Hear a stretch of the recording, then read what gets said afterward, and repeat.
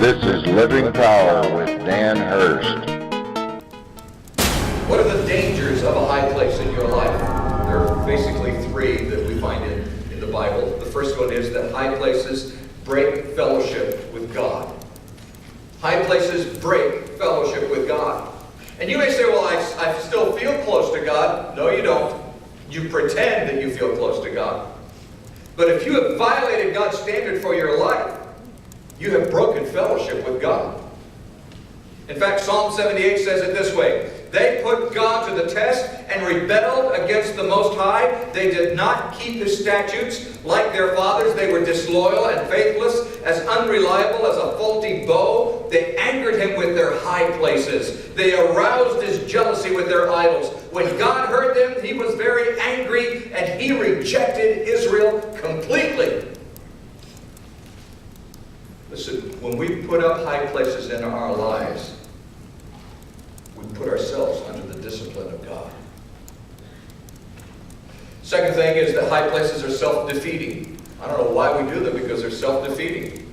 Isaiah 16 verse 12 says, when Moab appears at her high place, she only wears herself out. When she goes to her shrine to pray, it is to no avail.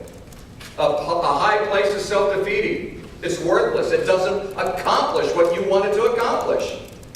It doesn't accomplish what you intend that substitution for God's ways to accomplish.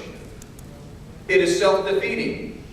And the third thing is that high places bring destruction. In Micah chapter 1, starting with verse 3, look, the Lord is coming from His dwelling place. He comes down and treads the high places of the earth. The mountains melt beneath Him, and the valleys split apart like wax before the fire, like water rushing down a slope. All this is because of Jacob's transgression, because of the sins of the house of Israel. What is Jacob's transgression? Is it not Samaria? What is Judah's high place? Is it not Jerusalem? What?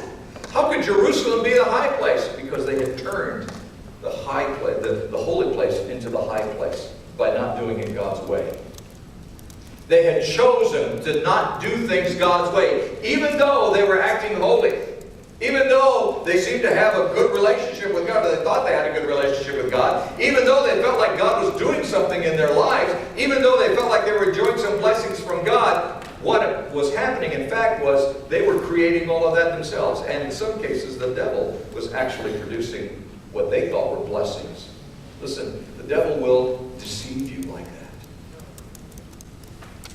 Therefore, verse 6 says, I will make Samaria a heap of rubble, a place for planting vineyards. I will pour her stones into the valley and lay bare her foundations.